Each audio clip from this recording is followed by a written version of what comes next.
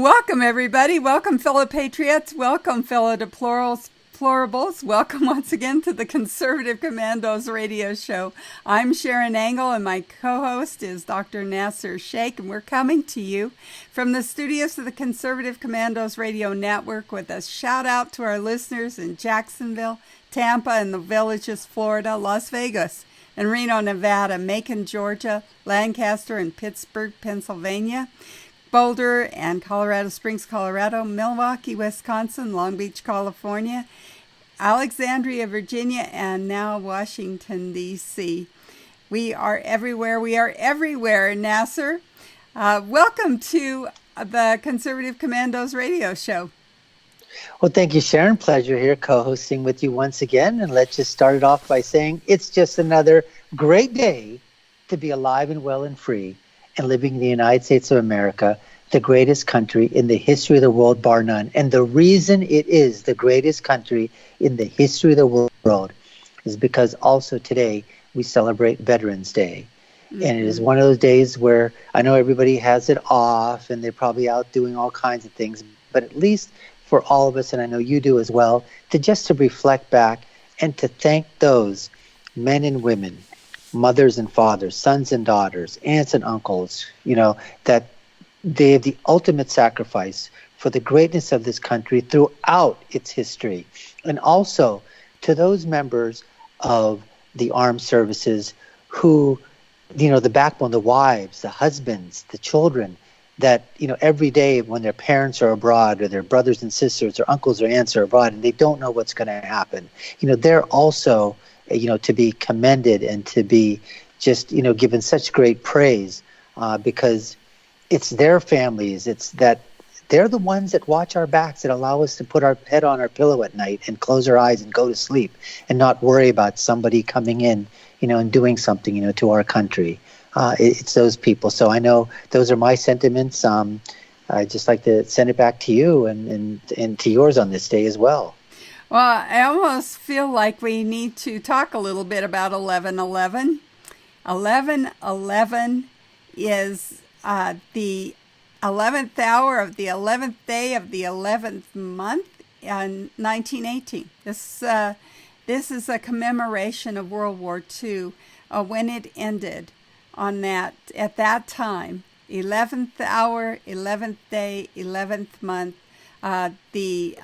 Germany surrendered to the Allies in a railroad car outside of Compiègne, France. And today's kids, I don't know if they know that or not. Is it still being taught to them? I don't know.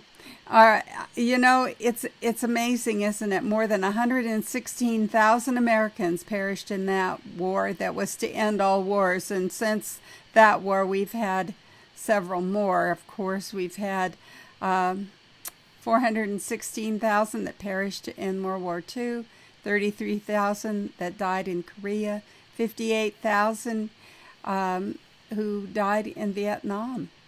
And the list goes on because we've had wars since then, the Gulf War, the Iraqi War, the Afghanistan War, and tragically, we're still fighting wars. Still fighting wars even after the end of the war to end all wars. But it was kind of interesting. President Donald Trump, he's a doctor in a lot of ways. He's been curing a lot of the ills of the Republic. Exactly. So maybe that wasn't such a bad Freudian slip after all, right? Right. Anyway, yesterday he laid a wreath and spoke at the start of the Veterans Day Parade in New York, and that's the first time that a president has done so. He's done a lot of these firsts. He's done so much. And it was interesting that the United War Veterans Council Chairman Douglas McGowan said of Trump's appearance, "This is a day when we put politics aside to focus on honoring our veterans and to recommit ourselves as a community to providing them with the services they have earned, the services they deserve, and for many, the services they were denied." So I think it's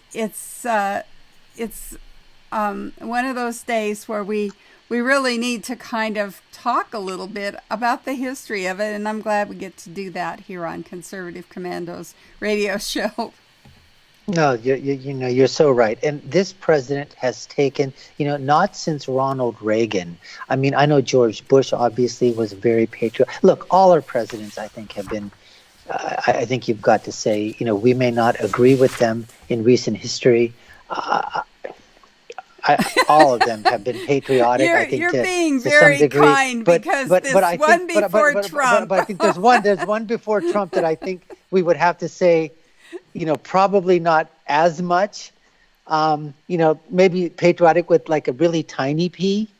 Not a big, gigantic, huge, P. But I think one of the clips that you'll see on YouTube and other places is where you see President Trump going towards his motorcade, and then you see these police officers dressed in their blues and whatever, and they're off to the side. And he sees them, and he turns around and makes a beeline to them. You see the Secret Service like trying to chase after him, and he goes right up to them, and he starts shaking their hand. There must have been 15 or 20 of these men and women that were there. And he's shaking their hand. He's putting his hand on their shoulder. He's looking them straight in the eye. It's not like, one of those things where I don't think he doesn't do these things, okay, for the camera moment. He truly, truly, truly loves, the American fighting forces, the men and women in blue. And it's not an act with him. And so I just think, like I said, is on this day, for him to do the things that he's done, and like you said, it's the first time that certain things have been done to commemorate, and what he's done for the VA and trying to reform that, where other presidents had a chance to do this thing. We know what's been going on, but nobody had the drive, the intestinal fortitude, the guts to get in there and basically say, to hell with what's happening. I'm going to go ahead, and if you're not competent, we're going to get you out of there and whatever. And he's got legislation that's in there, fighting for the veterans, fighting for their pay, all kinds of things. So, absolutely, this president has done, tremendous things, for the veterans and the fighting men and women of our armed services. And yet the Socialist Party of America, the Democrat Party, they just can't handle it. They are still calling for his impeachment. And not only those, but there are these never-Trumpers, these people that are supposed to be on our side. Yes, absolutely. That have been undermining Donald Trump from day one. You're right. People like George Will, Mr. Crystal, I think Billy Crystal, is it? Yeah. I can't think this. I think he's sort of, no one knows who these people are. I mean, we know who they are, but all these guys, and these are the conservatives, Sharron, who wanted all of these things that he's been doing, and they can't stand the fact that, supposedly in their words, that a Neanderthal, a bloviating, blundering idiot, it's their words for our president, is doing the things that they've been wanting to do in their writings. And now they're finding out that he's doing them, and he's calling them out on it. And so you're right. So, and then along with the deep state after him, we can get into this thing where his own, we're talking about where, I'll just go about this. Nikki Haley is coming out with the book, and she's talking about that Rex Tillerson, who was then the Secretary of State. Now, obviously, he was picked by President Trump as like an outsider to come in, and then his own Chief of Staff, Kelly, and where they are, Nikki Haley, this is a bombshell as far as I'm concerned, that they actually tried to recruit her to undermine some of President Trump's directives. This is your Chief of Staff and your Secretary of State trying to undermine you and undercut you. This is unbelievable. So when, people look around and say, who does he really have to go and trust around him? You've got to start wondering. No wonder he's looking to Ivanka and to Jared and to Eric and to Don Jr. and whatever, in some of these things. And he's really got to fight and find out who is really on his side, because he's getting hit from his enemies and from his supposed friends. Well, it just is kind of interesting. We all have read that book, The Art of War, and Yes. one of the maxims in there is keep your friends close, but your enemies closer. But It's in this closer. case, it hasn't worked out so well. He kept his enemies closer, and they have really been able to do a number on him. We are coming to you from the Conservative Commandos Radio Network studios and around the world on the internet with TalkStream Live, iHeartRadio, TuneIn, American Political Radio, Leading Edge Radio Network, and AM FM 24/7. And now you can watch our TV show on the AUN TV network in Northern California. I'm Sharron Angle with my co-host, Dr. Nasir Shaikh, and we'll be right back to introduce our guests for today, right after these messages. Have you been leasing a property for your business or renting storage space? Are you tired of paying rent year after year? Call the experts at General Steel to own a building at up to 30% off now. I'd been renting a building and paying someone else's mortgage, but General Steel showed me how I could own a space tailored to the needs of my business and for less than renting. Call General Steel now at the number on your screen for our current building specials and to price your metal building system today. My building's the dream I've had since finishing my house 14 years ago. I've been using it for a garage, workshop, and storage area for my tools and equipment, and I can't believe how great it turned out. The economy is improving and the price of steel is expected to rise. Stop waiting. It could cost you thousands. Call General Steel now to see how you can own for less than you thought. Stop waiting to start your business or expand your operation. Call General Steel now. Call 877-484-7002.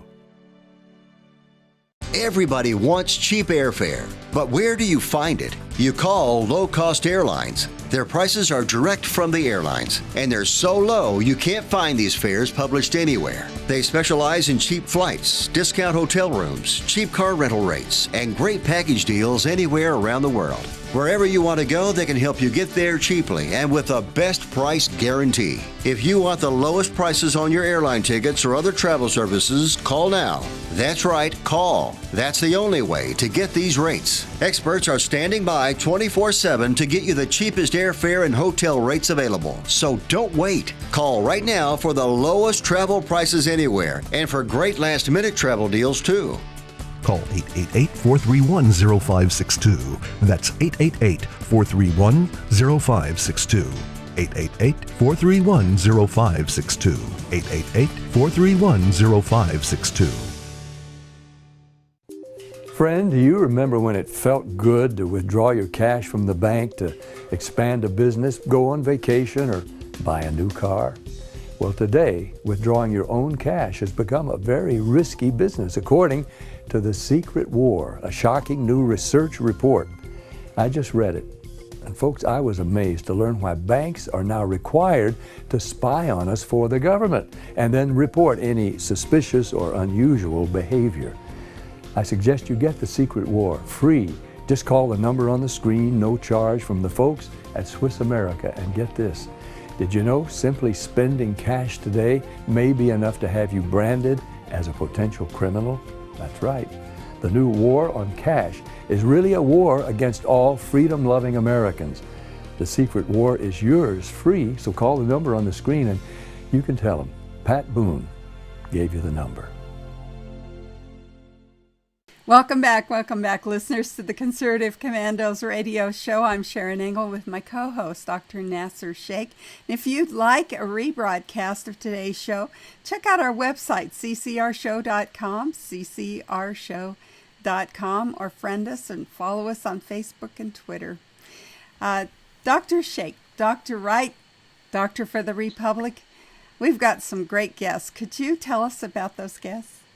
Absolutely, Sharron. Thank you so much. Our first guest is going to be Tyler O'Neill. He's a senior editor of PJ Media, and he's going to be talking to us about his article, 2019 election results, those races that were in this off-year election. And we also have George Parry, who's a contributor to the American Spectator and the Federalist, and he's going to be talking to us about two of his articles, My Excellent DC Adventure, and also about the Epstein death. The plot thickens, or the Epstein autopsy. And finally, we have a returning guest, Dr. Illeana Paugh. She's a conservative freelance writer who grew up under socialism and communism in Romania. And she's going to be talking to us about an article. It's a great, great article that's coming up. It's going to be about the deliberate misconception of socialism, Sharron. So once again, 3 great guests that are coming up. Well, thanks for that, Nasir, and I can't wait. I look forward to them. You know, I found an interesting article. Karen Dansky is a self-avowed radical feminist, and I don't have a whole lot in common with radical feminists, but it's interesting. Really? Not a whole lot, but it's interesting that she's got herself on the rough side of her allies. You know, usually the leftists, they kind of hang together, but now they're starting to call her a TERF, a TERF. And that's kind of an interesting acronym. It means trans exclusionary radical feminist. And it's not a term of endearment. They're really calling her out. And the reason they're calling her out is because Ms. Dansky is now siding with conservative women on an issue that we've been talking about here on Conservative Commandos radio show for some time, and that is this whole idea that men are invading what women have fought so hard to protect, and that is our privacy. So, you know, places like our locker rooms and our ladies' rooms and public ladies' rooms. They're invading those places, but even more angering is they're invading the world of sports. You know, when I was a girl, we had intramural, which meant inside our own school, you could play things like field hockey or soccer or softball, but you didn't really get to compete out with other high schools. And we fought hard to be able to join the ranks of professional athletes so we could have our own basketball league and our own softball leagues and even go through and get scholarships for sports in these different areas, just like men did. Well, now, guess what? Our teams are being invaded by these guys that say they're women.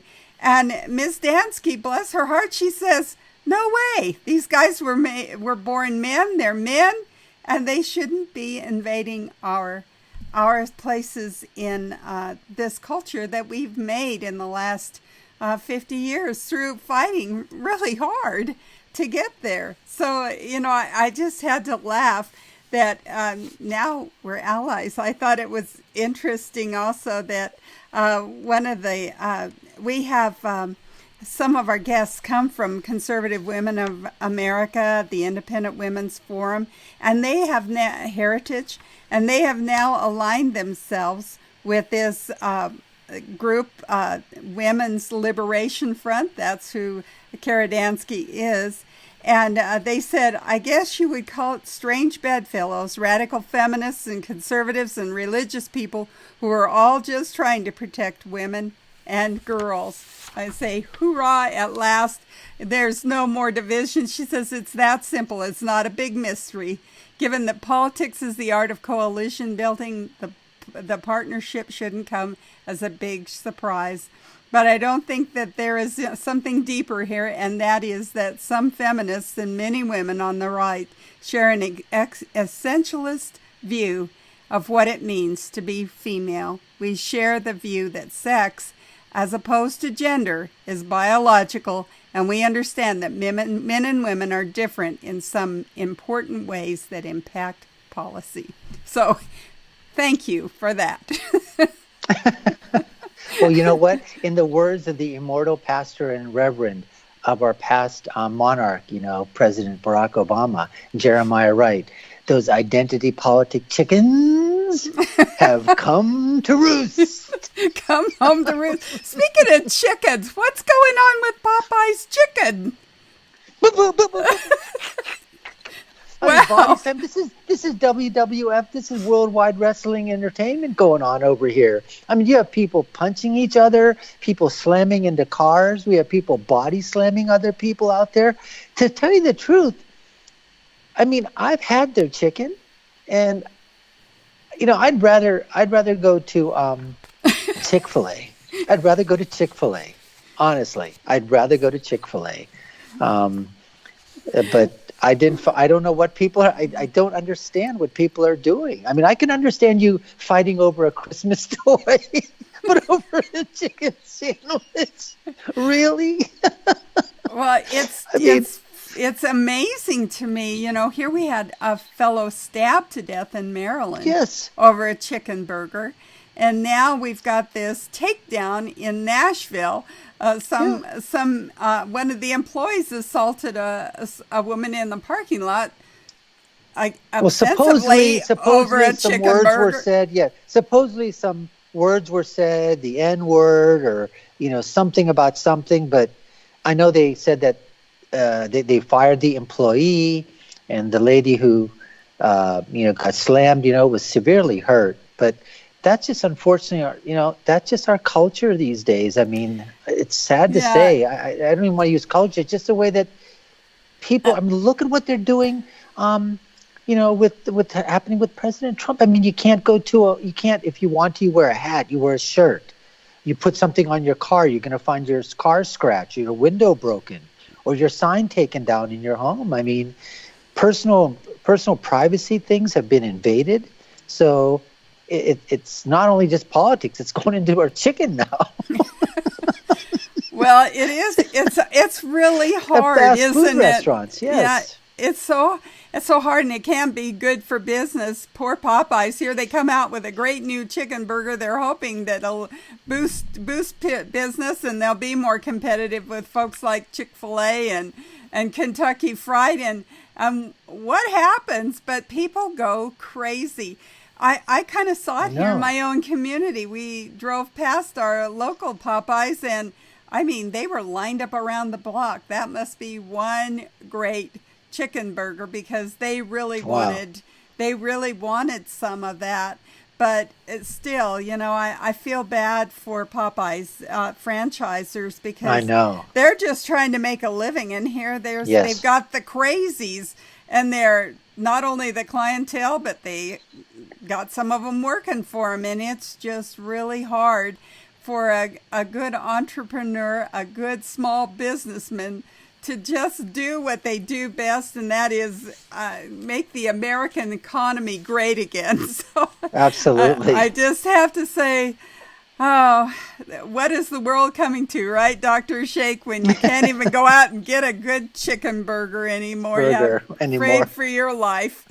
But we do have to go to a break, and before we get our first guest on today, and you can watch our show on the AUN TV network in San Francisco, San Rafael, Marin, North Bay, San Francisco, Santa Rosa, Redding, Sacramento, and coming soon to Nevada. We're also on the internet at TalkStream Live, iHeartRadio, TuneIn, American Political Radio, Leading Edge Radio Network, and AM/FM 24/7.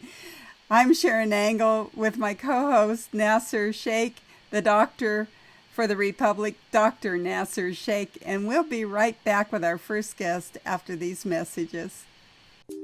Friend, do you remember when it felt good to withdraw your cash from the bank to expand a business, go on vacation, or buy a new car? Well, today, withdrawing your own cash has become a very risky business, according to The Secret War, a shocking new research report. I just read it. And folks, I was amazed to learn why banks are now required to spy on us for the government and then report any suspicious or unusual behavior. I suggest you get The Secret War free. Just call the number on the screen, no charge, from the folks at Swiss America. And get this, did you know simply spending cash today may be enough to have you branded as a potential criminal? That's right. The new war on cash is really a war against all freedom-loving Americans.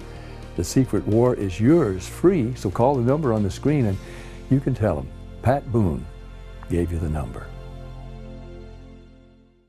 AM/FM 24/7 Roku channel broadcasts all of our shows on demand. To ensure reliability, we store and stream our content on the same servers as Netflix and Amazon. Our Roku channel is free to use, and anyone owning one of the more than 10 million Roku devices can watch our channel at no cost whatsoever. If you have a television show or are thinking about producing a show, you can be a part of AM/FM 24/7's Roku channel. Watch our great shows on your Roku device. It's free and more reliable than cable TV. Are you stuck with a timeshare? Did you attend the presentation and were seduced and enticed into buying that great vacation and investment? Now you're in the terrible position of trying to figure out a way to get out of that mess. You're not alone. For over 15 years, BuyYourTimeshare.com has been helping people like yourself get out of timeshare ownership. The fact is there is no resale market. Unscrupulous telemarketers call you and say they have buyers waiting, and the next thing that happens is you give them hundreds of dollars for an ad, and you'll never hear from them again. Another fact is that an identical timeshare to yours is being offered on eBay for $1, and no one is buying it. If you want out of your timeshare, I urge you to go to BuyYourTimeshare.com or call them at 877-94-HELP-ME. That number again is 877-94-HELP-ME. BuyYourTimeshare.com. That's BuyYourTimeshare.com. 877-94-HELP-ME. Welcome back, everybody. Welcome back to the Conservative Commandos radio show. I'm Sharron Engel here with my co-host, Dr. Nasir Shaikh, Dr. Wright, the Doctor for the Republic. And we're coming to you from the Conservative Commandos Network studios and around the world on the internet. And if you'd like to hear a rebroadcast of today's show, be sure and check us out on our website, ccrshow.com, ccrshow.com. And Nasir, our first guest, is with us. Would you please introduce him? Thank you, Sharon. I certainly will. We have Tyler O'Neill, and he is a senior editor of PJ Media and a conservative commentator. I'd just like to add that this is the first, Tyler has been on our show numerous times, but the first time that I've had a chance of interviewing him. So I read a lot of his articles, follow him extensively. So it's really a pleasure for me to interview him now. He's also written for numerous publications, the Christian Post, National Review, the Washington Free Beacon, Daily Signal, Values in Capitalism, and the Colson Center's Breakpoint. He also enjoys Indian food. I guess we can talk a little bit about that later, perhaps. Board games and talking ceaselessly about politics, religion, and culture. So Tyler, welcome back to the Conservative Commandos radio show. Thanks. Glad to be here, Nasir. Sharon. Well, good. Our first article is the one that you wrote, and it's 2019 election results, the governor races, sanctuary cities, Mayor Pete's successor, and more. So give us an idea, a sense that we know what I call the alt-left, the left-stream media, what I call the Democratic State Party-controlled media. They try to, every time there's an election, crickets are heard when President Trump goes in, does what he does, backs these candidates, then they win. But then obviously every once in a while, because the candidates weren't so great, but President Trump tries to pull them across the finish line, and they just miss by so much. All of a sudden, those crickets, they start chirping. So give us your sense of what happened during these elections, these off-year elections. Yeah, so very interesting off-year elections. There were a few big Democratic victories, but there's also some good history making on the Republican side. You had in Kentucky the very first Black Republican Attorney General elected, and you had a very interesting rejection of sanctuary cities. And so what we're looking at is a complicated situation. Both Elizabeth Warren and a whole bunch of others were like, oh, Democrats won, which was true to a limited extent. You had in Virginia, the Virginia Democrats took both the state House and the state Senate. That's actually more a reflection on the weakness of the Republican Party here. I live in Virginia and I voted, and I can tell you there was not a single Republican on the ballot that I could vote for.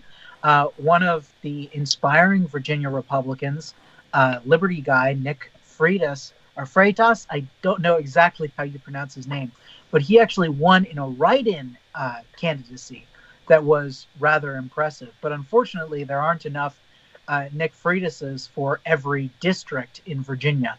And the Democrats barely eked out a win there. But we also had some very big Republican wins. And we've heard in Mississippi, Lieutenant Governor Tate Reeves defeated the Democratic Attorney General Jim Hood. That was a great victory, even though Mississippi is a very red state, so it was not exactly a surprise.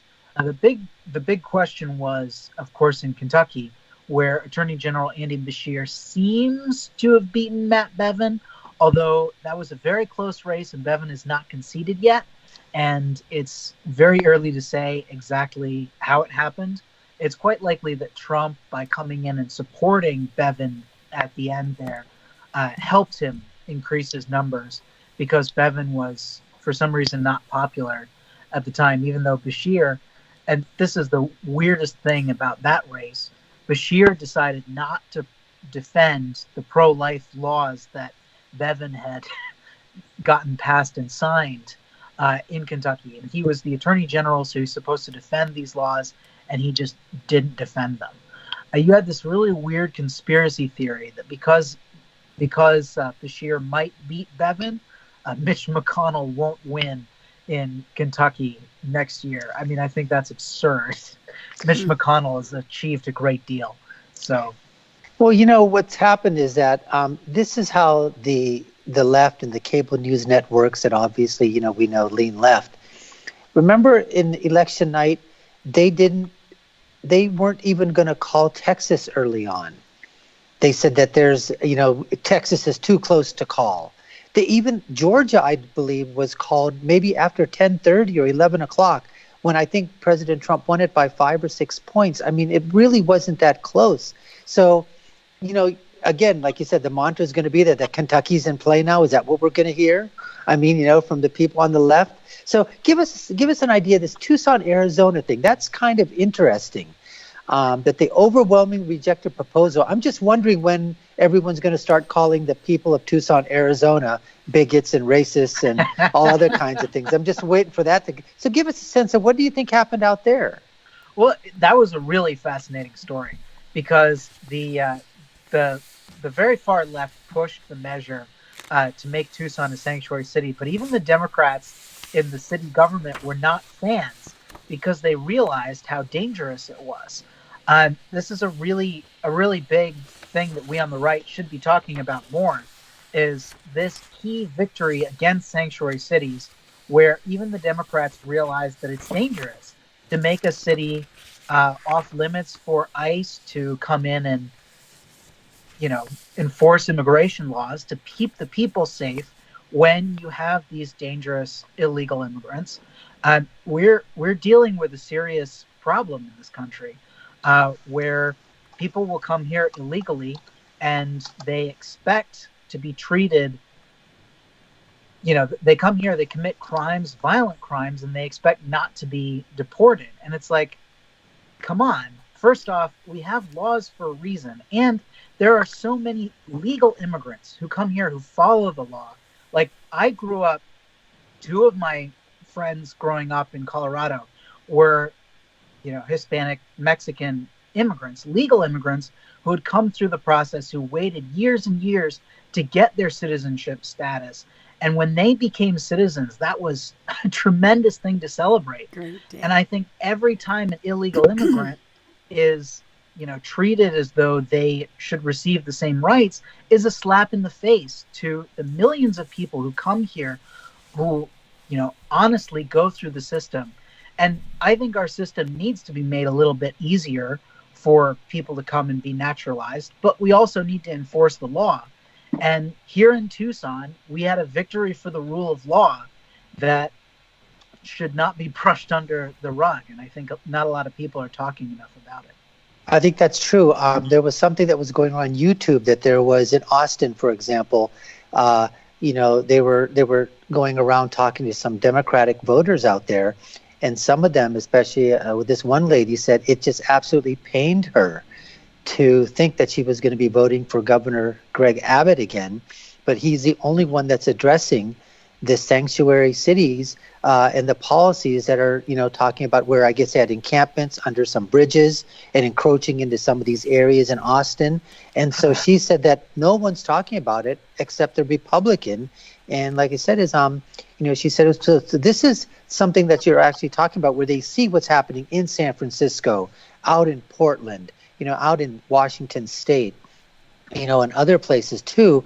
And they probably, see, like you said, the devastation that's occurring out there and the tax dollars and the revenue that it's going to take to try to support such an idiotic, stance.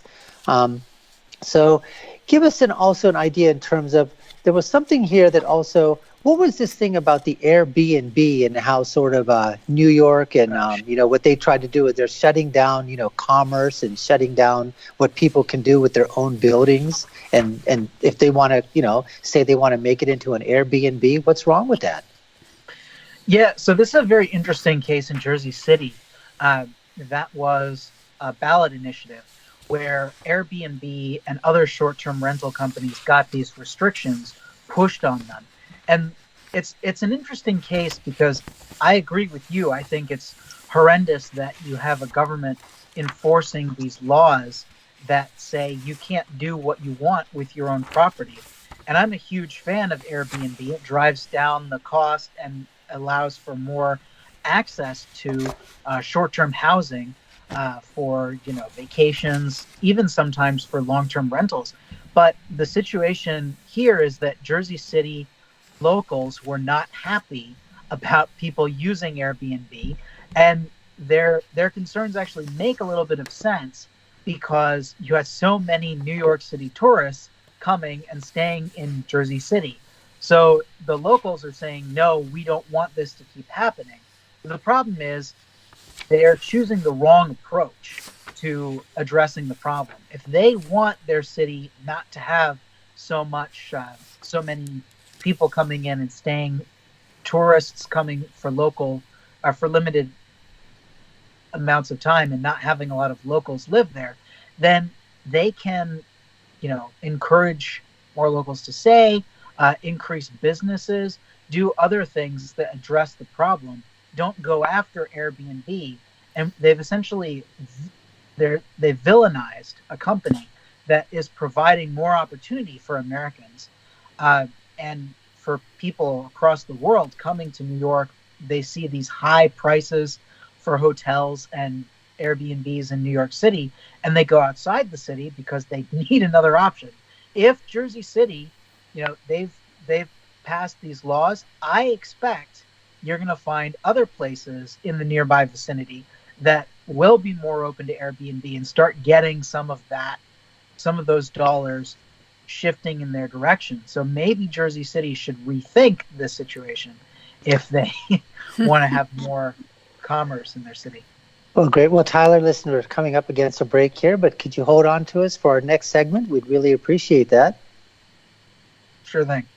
Great. Well, you're listening to the Conservative Commandos Radio Network and around the world on the internet with TalkStream Live, iHeartRadio, TuneIn American Political Radio, Leading Edge Radio Network, and AM/FM 24/7. This segment, we were speaking with Tyler O'Neill, the senior editor of PJ Media, and we'll be right back with him after our messages with our sponsors. AM/FM 24/7 Roku channel broadcasts all of our shows on demand. To ensure reliability, we store and stream our content on the same servers as Netflix and Amazon. Our Roku channel is free to use, and anyone owning one of the more than 10 million Roku devices can watch our channel at no cost whatsoever. If you have a television show or are thinking about producing a show, you can be a part of AM/FM 24/7's Roku channel. Watch our great shows on your Roku device. It's free and more reliable than cable TV. Are you stuck with a timeshare? Did you attend the presentation and were seduced and enticed into buying that great vacation and investment? Now you're in the terrible position of trying to figure out a way to get out of that mess. You're not alone. For over 15 years, BuyYourTimeshare.com has been helping people like yourself get out of timeshare ownership. The fact is there is no resale market. Unscrupulous telemarketers call you and say they have buyers waiting, and the next thing that happens is you give them hundreds of dollars for an ad and you'll never hear from them again. Another fact is that an identical timeshare to yours is being offered on eBay for $1, and no one is buying it. If you want out of your timeshare, I urge you to go to buyyourtimeshare.com or call them at 877-94-HELP-ME. That number again is 877-94-HELP-ME. Buyyourtimeshare.com. That's buyyourtimeshare.com. 877-94-HELP-ME. Dish TV is better than cable TV. Here's why.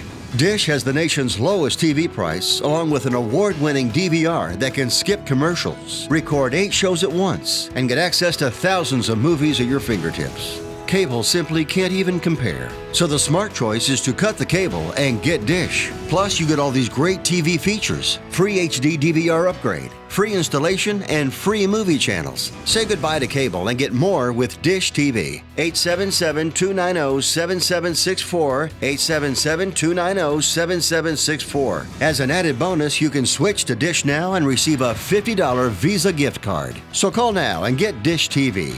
Call 877-290-7764, 877-290-7764. That's 877-290-7764. Limited time offer, 24-month commitment and credit qualification required. Cancellation fee, monthly equipment fees, and other restrictions apply. Promotion can change at any time. Welcome back, listeners, to the Conservative Commandos radio show. I'm Sharron Angle here with my co-host, Dr. Nasir Shaikh, and we have a shout-out to our listeners in Jacksonville, Tampa, and the Villages, Florida, Las Vegas and Reno, Nevada, Macon, Georgia, Lancaster and Pittsburgh, Pennsylvania, Boulder and Colorado Springs, Colorado, Milwaukee, Wisconsin, Long Beach, California, and now we are in Alexandria, Virginia, and Washington, D.C. We've been talking with our guest, Tyler O'Neill, who is the senior editor for PJ Media and also a conservative commentator. He has been talking to us about a couple of articles that he's written. The first one was all about those off-cycle or off-year elections that we've just gone through, a kind of a flurry of them before the main event in 2020 and what that really does mean. And the second is a newcomer to the Democrat political presidential race here. President Trump calls him Little Michael. Talk about Little Michael, will you please, Tyler O'Neill? Well, I had a lot of fun with this news. So I'm going to just read, sodas everywhere, beware. Former New York Mayor Michael Bloomberg, the man who embodied the term nanny state by trying to tax, limit, and ban the use of food stamps for sugary drinks, is considering a run for president in 2020. Fans of soda will read with dread the New York Times report that Bloomberg has sent staffers to gather signatures in Alabama to get his name on the presidential ballot in that state. So Michael Bloomberg is an inveterate foe of sugary drinks, and he puts the nanny in nanny state. He is a joke, quite frankly. But he has a lot of money. He has a record as a mayor of New York City, and he could be a serious threat to Joe Biden. But I loved the way that Trump responded to him thinking about entering the race by saying that he's Little Michael and he doesn't have the magic. Those are very true. And Trump went on to say, but I think he's going to hurt Biden. And that is also true. I mean, Barack Obama's former advisor, David Axelrod, was saying there's no question that Bloomberg's calculus was that Biden was occupying a space, and the fact that he's getting in is a clear indication that he's not convinced Biden has the wherewithal to carry that torch. So what we're seeing in the Democratic Party right now is Wall Street, moderate Democrats, a lot of people are terrified because they're looking at these candidates and they're seeing Joe Biden standing with a strong amount of support. But, I mean, the guy's a buffoon. Maybe he'll have a decent chance against Trump because everybody knows him and they'll laugh at him but remember him. Whereas, and I don't think he's going to make it because people are going to realize how weak in the head, sadly it seems, he is these days, and just how off base. And I mean, everybody says he's a moderate, he's the moderate choice. But we're talking about a guy who, worked with a president who weaponized all forms of law enforcement, all forms of the administration politically. And Joe Biden has said he wants an SPLC style, government terror watch list for conservatives who disagree on LGBT issues, which should terrify everyone. But Joe Biden is weak. And then next up, there's Bernie Sanders and Elizabeth Warren, both of whom are crazy. Elizabeth Warren, who won't tell the truth that she has to tax the hell out of the middle class to get her radical policies, and Bernie Sanders, who will. And I'm not sure which is more terrifying, because Bernie Sanders at least knows what his policies are, whereas Elizabeth Warren is just hoping that she can play a both-and game. And then you have Pete Buttigieg, who is surging because he's a young guy. He seems moderate, even though he isn't moderate either. And he's another option. I mean, if you're a moderate Democrat who is slowly waking up to how weak of a frontrunner Joe Biden is, you're looking at these four candidates, you might be thinking about Pete Buttigieg. So we have a really crazy situation in the Democratic Party right now, which is why Hillary Clinton is actually being approached by people to see if she'll join the race, which is bananas. And Michael Bloomberg is filing for these early primary ballots. And Michael Bloomberg is not going to stand much of a chance. But if he thinks he should be in the race, that should set off alarm bells in the Democratic Party. Well, it just shows what a void there is on that side, isn't it? I mean, that they're looking at a place now that somebody else can come in. We've tried out 28 candidates in the last few months, and nobody's really coming to the top here. In fact, it seems like there's a real empty space for a candidate, doesn't it? It's interesting because I think right now with the polls and with the power, the fundraising, various messaging, you pretty much have three front runners and one who's almost a front runner. And I would have counted Bernie out when he had that heart attack, but he played that really well. He came back right afterward. He brought up AOC as to endorse him.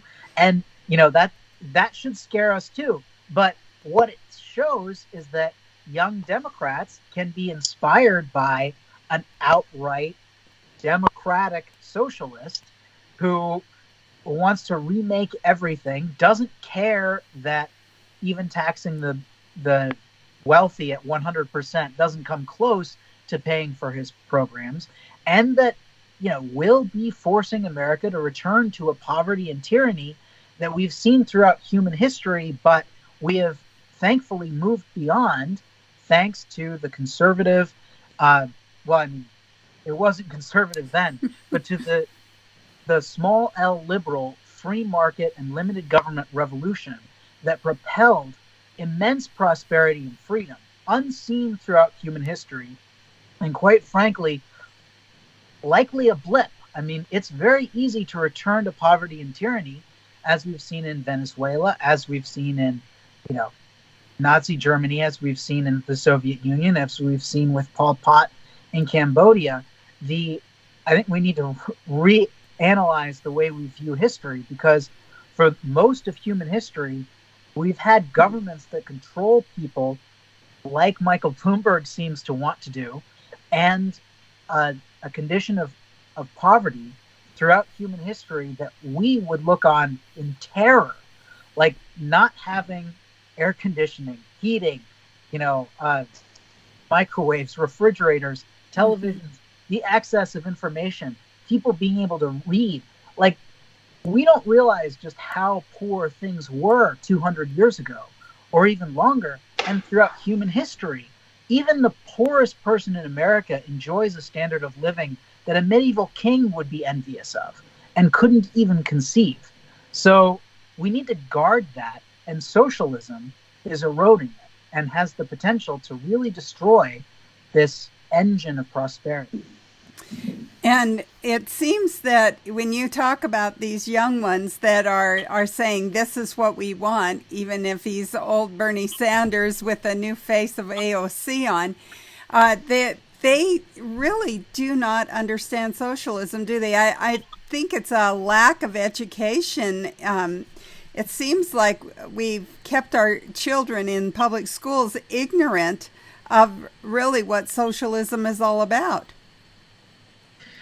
Yeah, it's an odd topic to discuss because I think a lot of people, it's not that there isn't enough education, it's that they have the wrong education. It's worse when you think you know something that just ain't so than it is when you realize that you don't know and you can learn more. So I think one of the big problems is that people haven't heard the negative sides of socialism, and they haven't heard that we have a unique freedom and prosperity that really could be destroyed by a return to a big government control of the economy. People don't think that way because they've been taught over and over again that America essentially created slavery, that slavery is always race-based, and it started here and it was worse here, and we should focus on how horrible we are and how horrible European colonialism is. And many of those things are true-ish, but slavery has been universal throughout human history. It usually doesn't have anything to do with race. And by the way, when the slaves were brought from Africa, they were enslaved by their own people. And when the indigenous people in the Americas were enslaved by the Europeans, they were sacrificing their own children. So we really have to take a step back, realize that humanity as a whole is sinful and pushes towards dangerous things. And so we have to realize that our high moral standards and our freedom and our prosperity are unique things in human history, and we have to guard them. And that's why I always go back to the Western heritage and how important it is to have this understanding, because so many people don't, and they think that we can just turn to the government and have everything handed to us, when what would really happen is a loss of all that we've achieved. Well, certainly our founding fathers agreed with you, because that's exactly how they formed our government, was to make sure that corruption didn't creep in as quickly as it could have. My last question for you, Tyler, how long do they have, the Democrats, to keep looking for a candidate? Aren't we getting up to a time certain here where you can't get in anymore because of having to qualify for the ballot? Oh, yeah. Well, that's why Bloomberg hasn't entered the race. What we're talking about is him filing early in Alabama. But the filing deadlines are coming up. And so it's possible they could have a write-in like Nick Freitas, although I'm thinking that's not going to happen. Eventually, they're going to have to choose. Are we okay with, seemingly senile Joe Biden, who does well sometimes, but he is Joe Biden, or are they going to swallow and go with Elizabeth Warren, or are they going to prop up Pete Buttigieg to get Elizabeth Warren and Bernie Sanders out of the way? Prop up Pete. They're no... Yes. I like it, Tyler. You should help the president come up with some of these prop up Pete. We'll start talking him up. We have to go, but we want to ask you to tell our listeners how they can follow you, read your articles, and find out more about what you're doing. Yeah, so you can follow me by going to PJ Media. It's pjmedia.com. We have launched a VIP subscription service. So if you want to read, my latest article is about how Trump and Obama responded differently when they got the main terrorist leader. In Obama's case, Osama bin Laden, and he politicized it and said, "Oh, I beat terrorism." And in Trump's case, Baghdadi, and he said, "Well, I'm going after the next guy and the next guy and the next guy because this is a continuing problem." More on that in the VIP section. You can follow me on Twitter at Tyler2, the number 2 O'Neill. and on Facebook, I'm there as well. And I'm coming out with a new book early next year called Making Hate Pay, The Corruption of the Southern Poverty Law Center. So look for that. Thank you so much, Tyler O'Neill, for being our guest here on Conservative Commandos radio show. Take care and God bless. We're coming to you from the Conservative Commandos Radio Network studios and around the world on the internet with TalkStream Live, iHeartRadio, TuneIn, Political Radio, Leading Edge Radio Network, and AM/FM 24/7. And now you can watch us on the AUN TV network in Northern California. I'm Sharron Engel, and I'll be right back with my co-host, Nasir Shaikh, and our next guest. Have you been leasing a property for your business or renting storage space? Are you tired of paying rent year after year? Call the experts at General Steel to own a building at up to 30% off now. I'd been renting a building and paying someone else's mortgage, but General Steel showed me how I could own a space tailored to the needs of my business and for less than renting. Call General Steel now at the number on your screen for our current building specials and to price your metal building system today. My building's the dream I've had since finishing my house 14 years ago. I've been using it for a garage, workshop, and storage area for my tools and equipment, and I can't believe how great it turned out. The economy is improving and the price of steel is expected to rise. Stop waiting. It could cost you thousands. Call General Steel now to see how you can own for less than you thought. Stop waiting to start your business or expand your operation. Call General Steel now. Call 877-484-7002.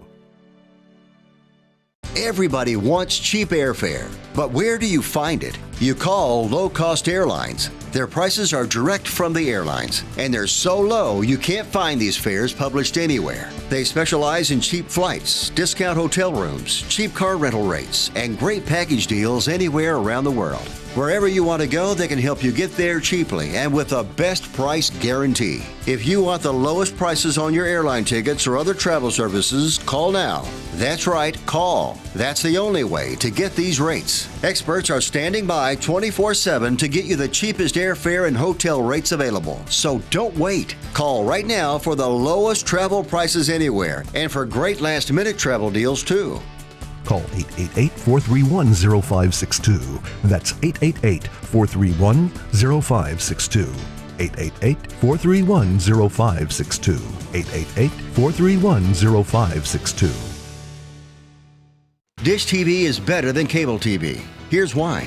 Dish has the nation's lowest TV price, along with an award-winning DVR that can skip commercials, record 8 shows at once, and get access to thousands of movies at your fingertips. Cable simply can't even compare. So the smart choice is to cut the cable and get Dish. Plus, you get all these great TV features, free HD DVR upgrade, free installation, and free movie channels. Say goodbye to cable and get more with Dish TV. 877-290-7764, 877-290-7764. As an added bonus, you can switch to Dish now and receive a $50 Visa gift card. So call now and get Dish TV.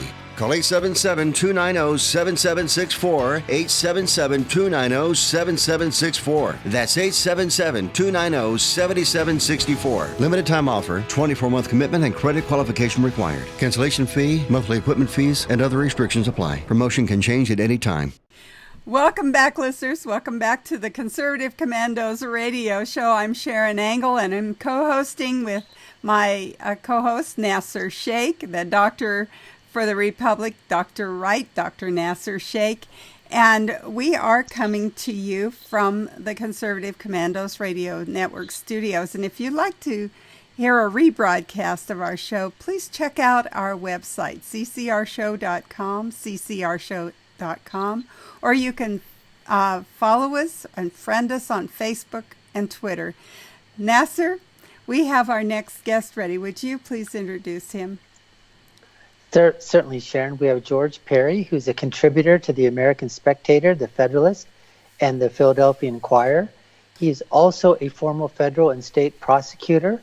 He has served an exemplary life in public service, and we want to salute him for that as well. He served as special attorney for the Organized Crime and Racketeering Section, the U.S. Department of Justice. He was a unit chief there, Investigations Division, in the Philadelphia District's Attorney Office. He was a special organized crime prosecutor in Blair and Cambria counties, which were in central PA. He's also a legal analyst. He is now in private trial practice in Philadelphia. George, welcome back to the Conservative Commandos radio show. Well, thank you so much. Well, we want to talk to you about a couple of your articles. One is, I like the title, My Excellent DC Adventure, and then also about the Epstein autopsy, where the plot, you say, thickens. I was intrigued by this article about My Excellent DC Adventure.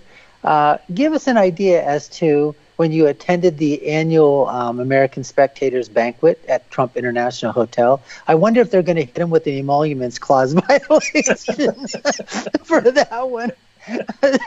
But anyways, give us a sense. You basically go through sort of what happened with you and your wife as you were entering into the into the hotel. So give us your sense of what you thought of the whole event and what the protesters were like as well. All right. Well, the event was held at the Trump International Hotel. It's held there every year, and it's quite a hotel, I must say. When my wife and I drove up to the Trump International Hotel, excuse me, there was a howling mob of very angry people who were blocking the entrance. So we had to park a couple of blocks away and then walk back, and the police were there along with hotel security. And I learned later that what had happened was word had spread throughout Washington that President Trump was coming down to the hotel that evening. And when these protesters found out about it, they showed up. There were a little bit over 100, maybe 150 of them, from an organization called the Women's March. But it was split evenly between women and men.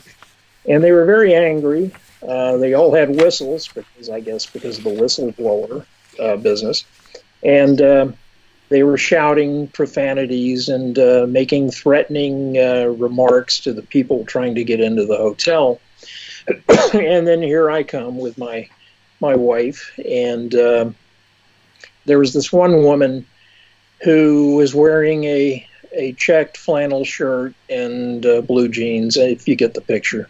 And she had a whistle in her mouth, and she comes running right up to my wife, and I'm holding an umbrella because it was raining. And she blows the whistle in my wife's face. And at that point, one of the cops grabbed this woman and gave her a good shove, and the woman almost went down. And then we made it through the crowd and got inside. We didn't really want to say or do anything to the crowd because the police had a difficult enough situation on their going through the gauntlet. We're giving it back to the crowd as good as they were getting it. So that was the beginning of the evening. And I hate to say it, but Doctor, you could probably tell me if this was great fun going through this angry crowd. But, what can I say? So we got inside, and the banquet was terrific. I was very fortunate to sit next to the guest of honor, who is Kimberly Strassel from the Wall Street Journal. And she gave a very nice talk. She received a very prestigious award from the American Spectator.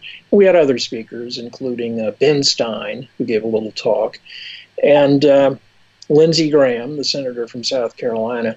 But the most interesting part of the evening for me was the panel discussion that they had, where, among others, Dr. Robert Epstein from Harvard, who is a behavioral psychologist, spoke about the research that he and his organization have done concerning Google and Facebook and their efforts to manipulate public opinion and gather information about each and every one of us for very nefarious purposes, and also the work that they propose to do in aid of the communist government in China. So that was, for me, as I say, really the highlight of the evening, listening to those people talk.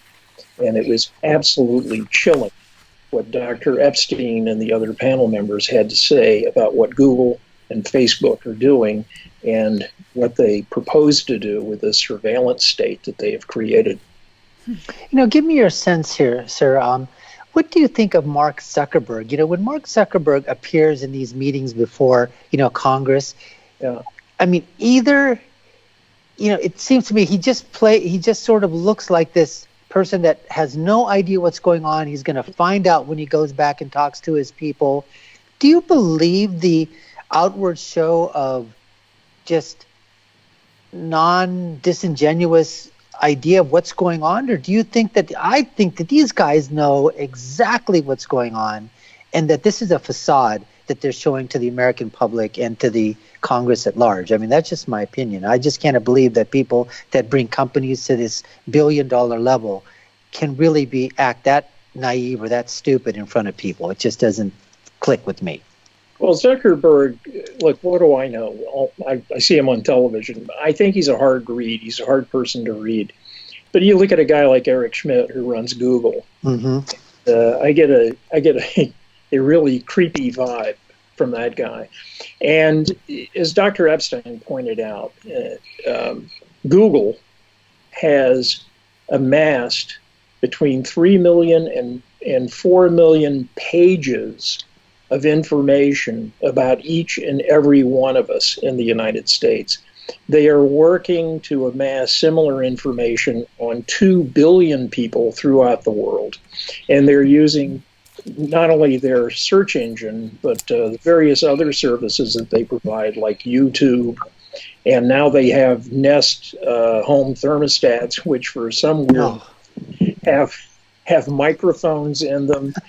And the latest models have video cameras in them as well, because as we all know, they really need to hear what you're saying, right? Like as you're trying to set the temperature in your home.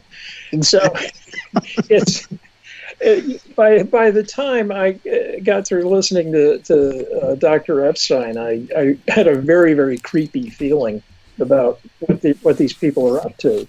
And one of the other speakers said, look, there is an internal memorandum from Google referring to a project that they have called Operation Dragonfly, where Google is going to work with the communist government in China for purposes of controlling the population there.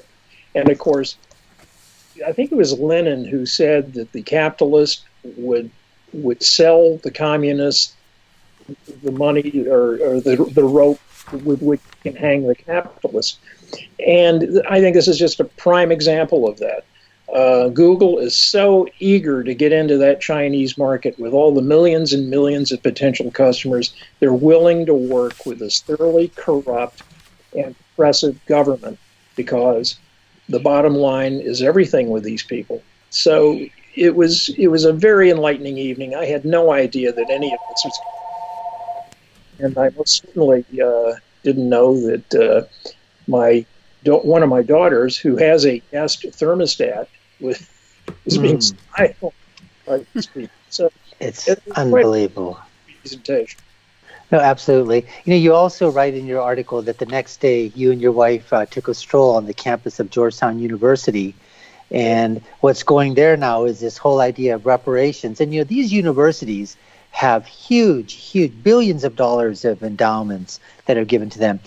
And I guess they create a $400,000 fund to benefit, the reparations. And this basically goes on par with, I don't know if you know or not, but, Michael Knowles from the Daily Wire, right. He went on to George Washington University. He had to defend George Washington and their mascot, the Colonial, because the students there want to change. So you write a great thing that, these students, if they're that upset with Georgetown, if they're that upset that the reparations aren't enough, you basically say, well, why don't these students, leave this prestigious university and go someplace else where they've afforded the luxury where 99.9% of the students in America don't have the privilege of attending such a prestigious, center of learning. Yeah. Well, look, I mean, just to give it a little context, in 1838, which was just yesterday, I'm sure, the Jesuits who founded and run Georgetown sold 272 slaves to pay off the school's debts.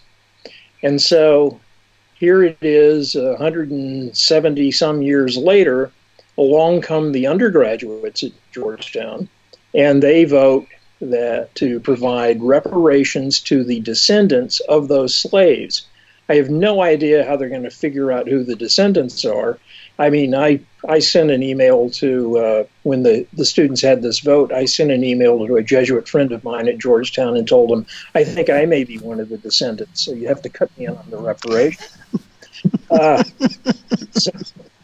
So in any event, the school, in response to this student referendum, said, okay, well, reparations, that's a grand idea, and we've come up with $400,000. And the students came back and said, that's totally inadequate. Make it at least $1 billion. And when my wife and I were walking around the campus the other day, we came across a sign that had been put up by the Student Advocacy Office saying that this university exists because of slavery. And it occurred to me that if you begin with the premise that Georgetown, or any institution for that matter, is in some respect responsible for what happened almost 2 centuries ago, once you concede that liability, then who's to say how much the damages should be? I mean, the students say it's got to be $1 billion. Well, where does that number come from? Why not $100 billion or $1 trillion? After all, we're talking about buying and selling human beings. That's despicable. So if these students are so offended by what happened at Georgetown in 1838, it seems to me that if they're going to be consistent, they need to sever their ties with the corrupt university. They need to transfer some less odious, morally corrupt or less odious university, and they shouldn't take any of their credits from Georgetown with them. They need a clean break. They need to completely cleanse themselves of any association with this corrupt, terrible university that bought and sold slaves 2 centuries ago. Absolutely. George, we're coming up against a break here. Can you hold on for another segment for us? We'd really appreciate it. Thank you so much. We're here, well, you're listening to us here and watching us on the Conservative Commandos radio network. We've been speaking with George Parry, who's a contributor to the American Spectator, the Federalist, and the Philadelphia Inquirer. We're going to have him back for the next segment. But you can hear us on the Conservative Commandos radio show around the world on the internet with TalkStream Live, iHeartRadio, TuneIn, American Political Radio, Leading Edge Radio Network, and AM/FM 24/7. Folks, don't go away. We'll be right back with George Parry. Have you been leasing a property for your business or renting storage space? Are you tired of paying rent year after year? Call the experts at General Steel to own a building at up to 30% off now. I'd been renting a building and paying someone else's mortgage, but General Steel showed me how I could own a space tailored to the needs of my business and for less than renting. Call General Steel now at the number on your screen for our current building specials and to price your metal building system today. My building's the dream I've had since finishing my house 14 years ago. I've been using it for a garage, workshop, and storage area for my tools and equipment, and I can't believe how great it turned out. The economy is improving and the price of steel is expected to rise. Stop waiting. It could cost you thousands. Call General Steel now to see how you can own for less than you thought. Stop waiting to start your business or expand your operation. Call General Steel now. Call 877-484-7002. Everybody wants cheap airfare, but where do you find it? You call low-cost airlines. Their prices are direct from the airlines, and they're so low you can't find these fares published anywhere. They specialize in cheap flights, discount hotel rooms, cheap car rental rates, and great package deals anywhere around the world. Wherever you want to go, they can help you get there cheaply and with a best price guarantee. If you want the lowest prices on your airline tickets or other travel services, call now. That's right, call. That's the only way to get these rates. Experts are standing by 24/7 to get you the cheapest airfare and hotel rates available. So don't wait. Call right now for the lowest travel prices anywhere and for great last-minute travel deals too. Call 888-431-0562. That's 888-431-0562. 888-431-0562. 888-431-0562. Friend, do you remember when it felt good to withdraw your cash from the bank to expand a business, go on vacation, or buy a new car? Well, today, withdrawing your own cash has become a very risky business, according to The Secret War, a shocking new research report. I just read it.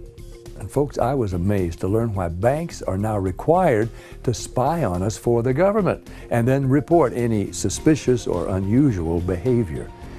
I suggest you get The Secret War free. Just call the number on the screen, no charge, from the folks at Swiss America. And get this, did you know simply spending cash today may be enough to have you branded as a potential criminal? That's right. The new war on cash is really a war against all freedom-loving Americans. The Secret War is yours free, so call the number on the screen and you can tell them Pat Boone gave you the number.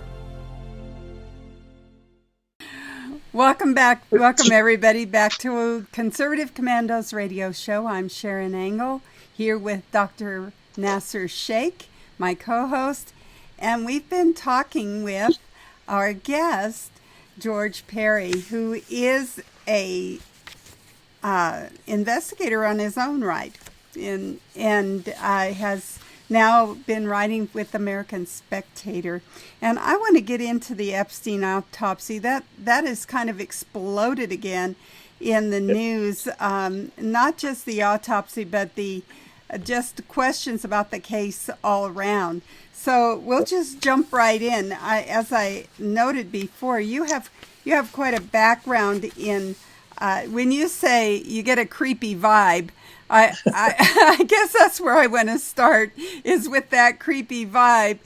You've been a prosecutor. You know what creepy vibes look like. You've had a whole lifetime of delving into that kind of stuff. So let's talk about the creepy vibe you get from the Epstein case. Well, I can truthfully say I've made an obscene amount of money over the years from dealing with creepy stuff. Well, look, Jeffrey Epstein, is the world-class sex trafficker, child sex trafficker. And he was in federal custody in the Manhattan Correctional Facility in New York, in Manhattan, and he wound up dead. And the question is, how did he die? The medical examiner, chief medical examiner for the city of New York, put out a report, a very brief summary, actually, not a full report that's yet to be released, concluding that the cause of death was hanging and that the manner of death was suicide. And just to give a little bit of context here, when I first learned of the hanging conclusion, I had done an article for the American Spectator where I went through the medical literature, because the fact of the matter is Epstein had 3 fractures in the structures of his neck. The hyoid bone, which is between the jaw and the Adam's apple, and then the cricoid cartilage and the thyroid cartilage, they were also fractured. And those types of fractures are generally more consistent with manual strangulation or intense ligature strangulation than they are with hanging. However, I did find medical literature indicating that in older individuals, and they don't define older, but Epstein was over 50, the thyroid cartilage and the cricoid cartilage can calcify, and that can make it easier for them to fracture as a result of hanging. So my initial analysis, and it was all guesswork based on media reports, was that I believe that Epstein was engaging in autoerotic asphyxiation, because reportedly he needed 3 orgasms a day, if you can believe that one. And so there he was, he's locked up. And even though he appeared to be upbeat and expecting to get out of jail, I posited the possibility that he had engaged in autoerotic asphyxiation. And interestingly enough, at an American Spectator dinner, the guest of honor was Attorney General Paugh, who expressed utter disgust when he found out that Epstein had died in federal custody. And I spoke to the Attorney General and I said, hey, how about this theory? And he said, I thought about that when I first heard it. He said, but the official word is it's suicide. Well, now, the Epstein family has hired Dr. Michael Baden, who is a terrific forensic pathologist. He used to be the chief medical examiner for the city of New York, and I've worked with Dr. Baden on many cases over the years. I've used him as an expert witness as both a prosecutor and as in private practice. And Dr. Baden was on Fox and Friends not too long ago, the first public statements that he made about his findings. And he said, look, number one, the chief medical examiner was not present at the autopsy. The autopsy, and Baden was hired by the family to be present at the autopsy and to investigate the circumstances under which Epstein died. And Baden said, look, the chief medical examiner was not present, and the assistant medical examiner who did the actual autopsy agreed with me, Dr. Baden, that there was not enough evidence to say that this was suicide, and the initial report was this would be pending, the manner of death would be pending further investigation. For whatever reason, within a week, the chief medical examiner changed that conclusion to suicide. And Dr. Baden said the family wants to know what happened in that week to change the conclusion from pending further investigation to suicide.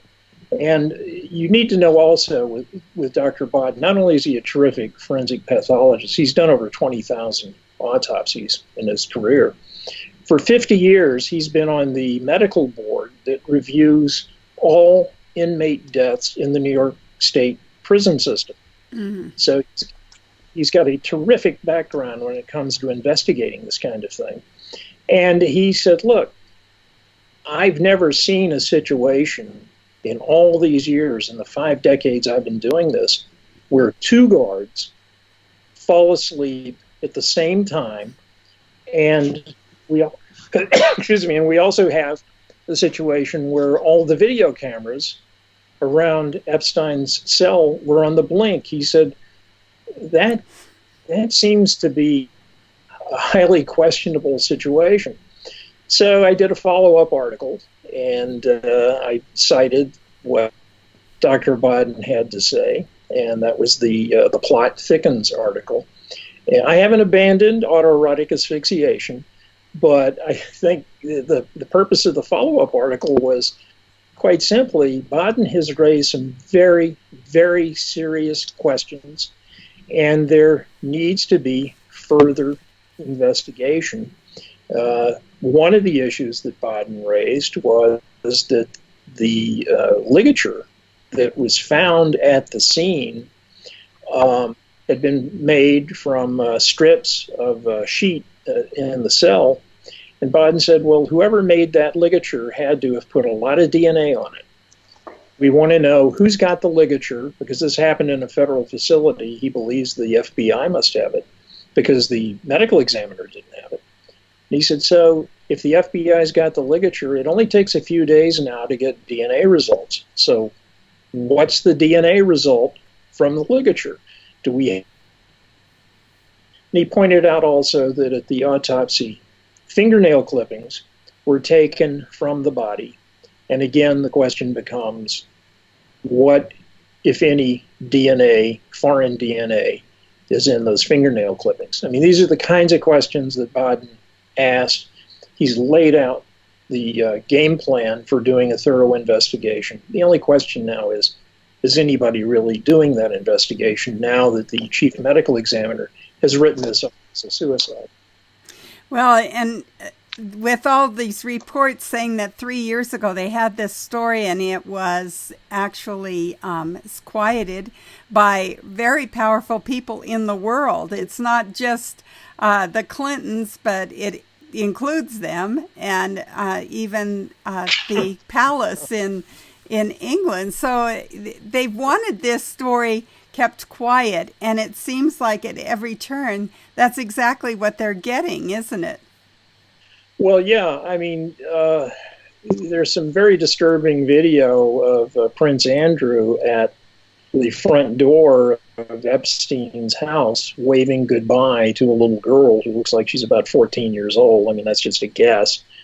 And this poor woman who was caught on a hot mic with Project Veritas, the woman from ABC News, who said, look, she had this story 3 years ago, and she couldn't get it on air because the palace, the term she used for the royal family, they threatened not to let ABC interview Will and Kate, and there were going to be other repercussions.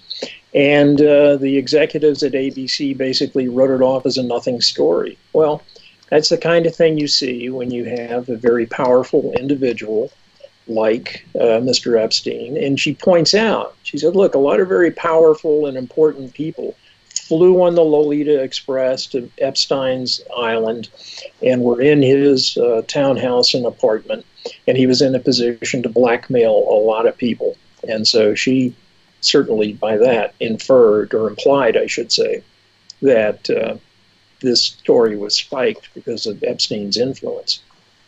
So here we have cover up on cover up on cover up, and we don't seem to be able to get to the bottom of it, but we are counting on you, George Parry, because you seem to be like a bloodhound with this story, and you're going to continue on it. You've written 2 or 3 articles about it already, and you're continuing. Tell our listeners how they can follow you, friend you, read your articles, just generally get the real scoop on this story. Okay, well, in addition to the American Spectator and the Philadelphia Inquirer and the Federalist, I have a blog, and it is knowledgeisgood.net. That's knowledgeisgood, all one word, .net, not .com, but .net. And that title of the blog is taken from Animal House, the founder of Faber College. At the base of his statue, the motto was, knowledge is good. And so I just borrowed that for the blog site, and I publish pretty regularly on the blog site, and frequently a lot of what I put on the blog site gets picked up by the American Spectator. So anybody who wants to know what I'm thinking about at any given point, just sign up. It's a free blog, and you might get a kick out of it. Well, I think we at Conservative Commandos Radio Show will be signing up for that blog. Thank you so much for being a guest here on our show. Take care, and God bless. Okay, well, thank you so much.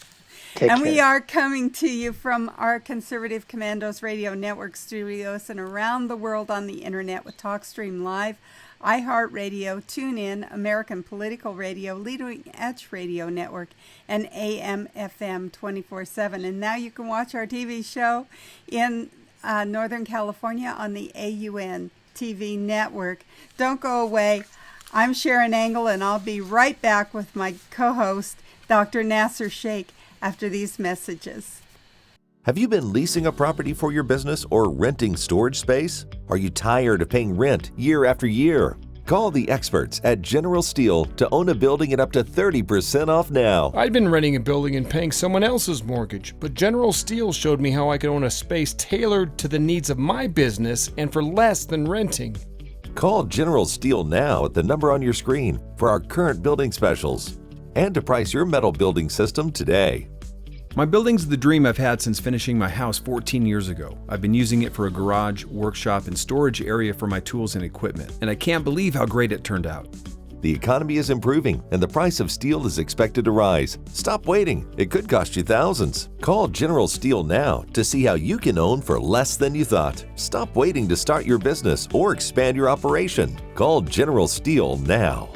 Call 877-484-7002. AM/FM 24/7 Roku channel broadcasts all of our shows on demand. To ensure reliability, we store and stream our content on the same servers as Netflix and Amazon. Our Roku channel is free to use, and anyone owning one of the more than 10 million Roku devices can watch our channel at no cost whatsoever. If you have a television show or are thinking about producing a show, you can be a part of AM/FM 24/7's Roku channel. Watch our great shows on your Roku device. It's free and more reliable than cable TV. Are you stuck with a timeshare? Did you attend the presentation and were seduced and enticed into buying that great vacation and investment? Now you're in the terrible position of trying to figure out a way to get out of that mess. You're not alone. For over 15 years, BuyYourTimeshare.com has been helping people like yourself get out of timeshare ownership. The fact is, there is no resale market. Unscrupulous telemarketers call you and say they have buyers waiting, and the next thing that happens is you give them hundreds of dollars for an ad, and you'll never hear from them again. Another fact is that an identical timeshare to yours is being offered on eBay for $1, and no one is buying it. If you want out of your timeshare, I urge you to go to buyyourtimeshare.com or call them at 877-94-HELP-ME. That number again is 877-94-HELP-ME. Buyyourtimeshare.com. That's buyyourtimeshare.com. 877-94-HELP-ME. Welcome back, listeners. I'm Sharron Angle. I'm here with my co-host, Dr. Nasir Shaikh, and you're listening to the Conservative Commandos radio show. And Dr. Shaikh, we have our next guest with us. Would you please introduce her? Yeah, certainly will, Sharron. We have Dr. Illeana Paugh. She's a conservative freelance writer and author, a radio commentator and speaker. She has many books, some of which names are Echoes of Communism, Liberty on Life Support, and the UN Agenda 21, Environmental Piracy, and Communism 2.0, 25 years later. These are all available on Amazon. She writes her commentaries to reflect the American state of exceptionalism, the economy, immigration, and education. Illeana, welcome back to the Conservative Commandos radio show. Thank you, guys. Thank you for having me again.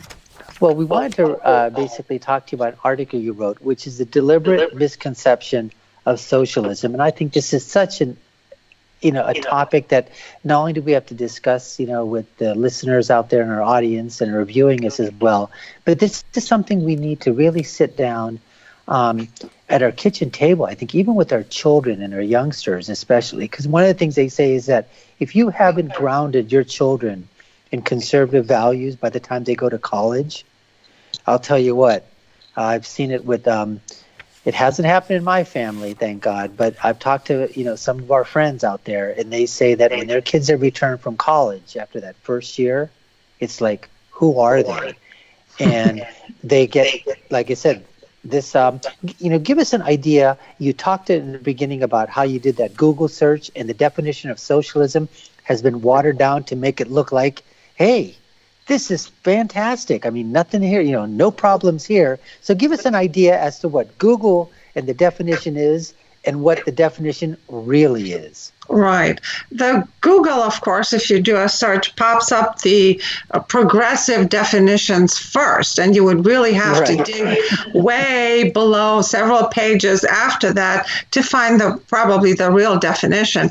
But what upset me was that the first two, one was that it's a political, and if I may read it exactly, a quote, political and economic theory of social organization, which advocates that the means of production, distribution, and exchange should be owned or regulated by the community as a whole, end of quote. This is utterly ridiculous because it couldn't be further from the truth. No community could regulate or own anything, period, under socialism. The second definition that pops up is socialism in history, and which is also factually incorrect, as I pointed in my article, and it defines socialism as, quote, range of economic and social systems characterized by social ownership of the means of production and workers' self-management, end of quote. Again, this is highly incorrect because workers, perhaps in theory, might have been told that they could self-manage, but in reality, they were never able to self-manage. They had to do as they were told from the directors of the Communist Party, and then through all the apparatchiks that were actually employed at various factories and offices to make sure that their orders were correctly enforced up to the last dot. So that's, of course, incorrect. The real definition I wrote in my article is the government's ownership of the means of production. And not only that, but of distribution, of exchange, and they basically own anything, but they actually have the gall to tell the people, you can't steal from yourselves because you own this factory, because people stole a lot in order to survive, and exchange those stolen goods with other stolen goods by other people who are also trying to survive. And of course, they didn't own the factory. They didn't own anything. You're right, Illeana. And I think that our current group of Democrats and those on the left, I think the brand of socialism that they talk about, I think they're just lazy socialists, which in of itself is bad too. But Bernie Sanders and Elizabeth Warren and their ilk, what they want to do is true socialism takes control immediately and, puts her boot to the neck, so to speak. What these modern day socialists want to do is you go ahead, you dig you find the oil, you find the resources, you go ahead, you produce it, you bottle it, you barrel it, you do whatever you want. Once you've done it, now we're going to tax the hell out of you. And then we're also going to regulate you now based on what you've already done. And they both are sinister. They both are, like you said, going after capitalism, and they're both doing it in such a way as to say, you know what, you don't really control. Even if you go ahead and you come up with the idea, you come up with the goods and the production, the means, it's still not going to be yours, because if we can tax you for it, we can certainly make you pay for it, even more. So give us your ideas as to, what else that they've romanticized socially, like Che, they have T-shirts with his face on it. And kids, our children, they have no idea what happened in these in these communist societies or the socialist societies. And that's the thing, the romanticization, of socialism is going abroad, and they're completely wiping everything out from history so that our children don't really learn what's going on. Well, of course, I'm not really 100% positive that Bernie Sanders and the Pocahontas really understand what kind of socialism they want. They just really want confiscation of property of the rich. But Yes. Once you run out of this property, which, by the way, if you do confiscate all the wealth, economically speaking, of every person in this country and beyond, it would only last for about 7 days. And then what do? Where do you get more wealth? Where do you get more money to invest to produce? So I don't think they understand where the money is going to come from to implement all these programs. So they're looking at the socialism, quote unquote, in the Nordic countries, but they don't really understand that those Nordic countries have a very healthy capitalist economy from which the government draws heavy taxation, including the population, and they have a very, very generous welfare system. But that is not socialism. We never got welfare from our socialist government, absolutely nothing. And look at the Venezuelans. They're getting nothing from the socialist government, or people in Cuba. They are poor as church mice are. The only rich are the Communist Party members at the top, the socialist dictators, and their ilk, as you said. No, you do. You actually write inside here. I think you shred a meme that was out there, you said, by Uncle Jack, that basically said that socialism provides, and he pulls all these things for everything in America. And he said, the police departments, the fire departments, the public schools, hospitals, the roads and bridges. He talks about Social Security, FEMA, Food and Drugs, CDC, NASA. bank deposit insurance. You go through a whole litany of what he did, and then you take each and every one of them and you literally shred it to pieces. So give us an idea as to some of those that he was talking about that are true socialist resourcing, but they truly aren't. Absolutely not. None of those items are socialism. But what really upset me is that the people who are low information voters who believe into this purported socialism don't understand that none of those things that are listed there are really socialist in this country.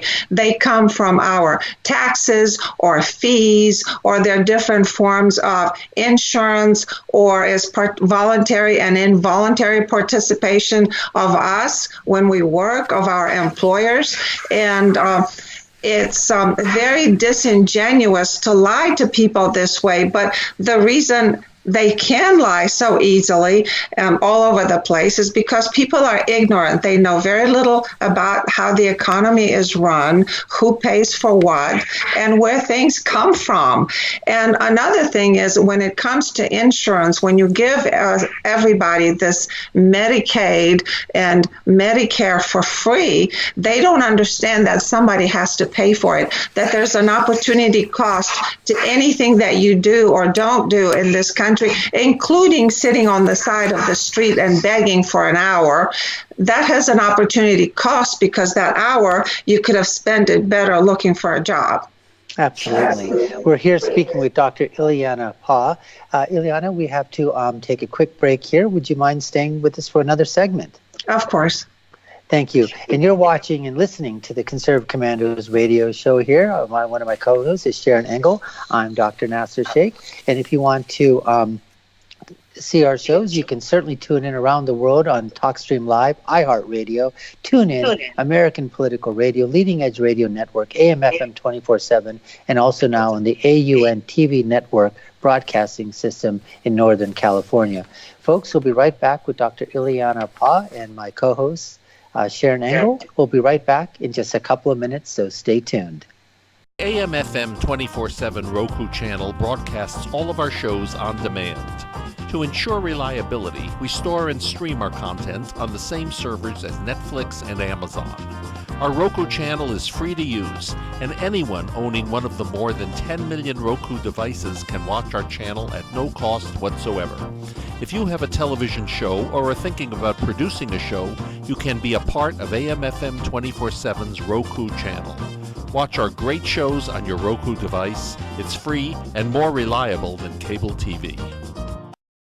Are you stuck with a timeshare? Did you attend the presentation and were seduced and enticed into buying that great vacation and investment? Now you're in the terrible position of trying to figure out a way to get out of that mess. You're not alone. For over 15 years, BuyYourTimeshare.com has been helping people like yourself get out of timeshare ownership. The fact is, there is no resale market. Unscrupulous telemarketers call you and say they have buyers waiting, and the next thing that happens is you give them hundreds of dollars for an ad, and you'll never hear from them again.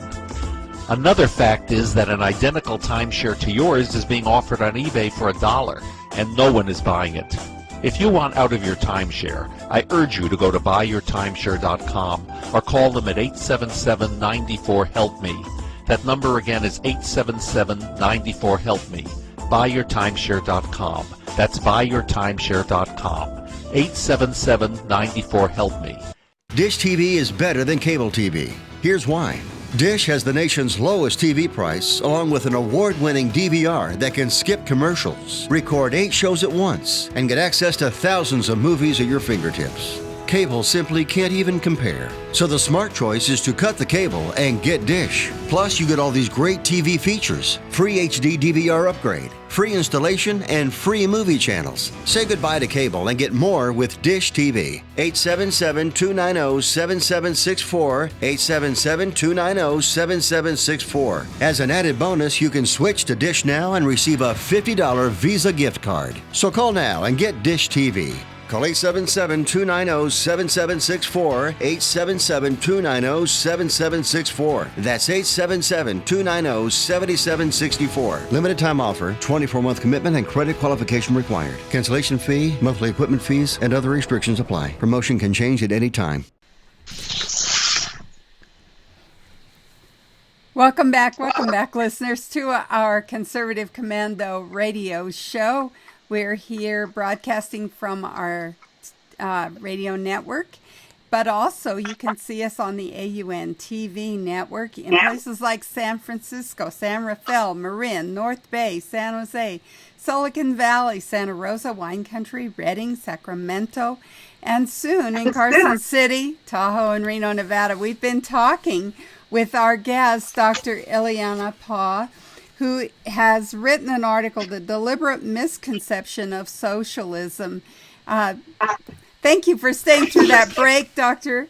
And I'd like to continue on with this article that you've written, but I want to establish you as really someone who knows what socialism looks like. You lived under socialism, isn't that correct? Of course, yes, I did. 20 years. 20 years under socialism. Yes. Where was that exactly?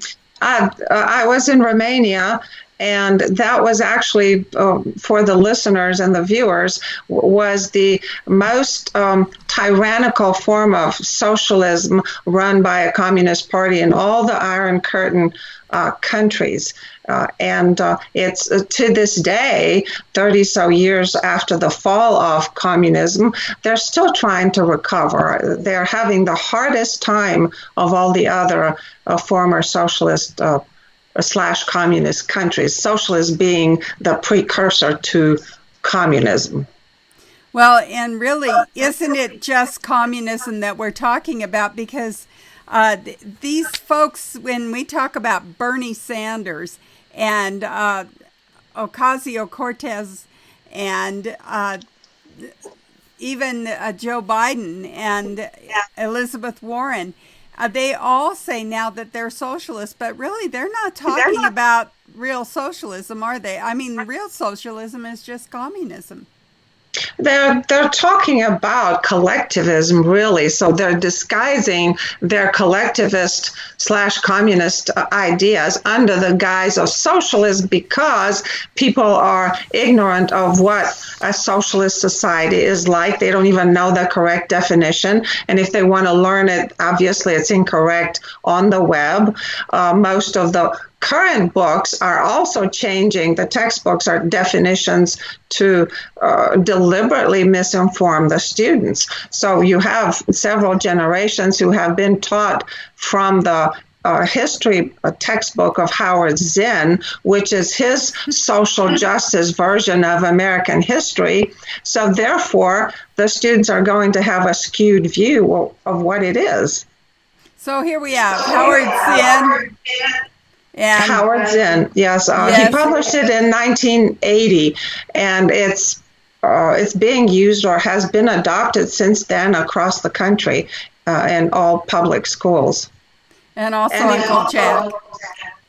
Right, and if you look at the Common Core curriculum that has also been adopted probably in 42 states out of the 50, it also pushes collectivism being communism.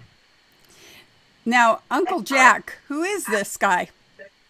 I have no idea. I don't know if he's a real person, a fictitious person. Obviously, it's hard to find out on Facebook because if you're not friends with these people and they don't accept you, you can't look on their pages. But it was posted by some liberal on a friend's page, and it really got my ire going because economically speaking, it was factually incorrect. Every claim he has made.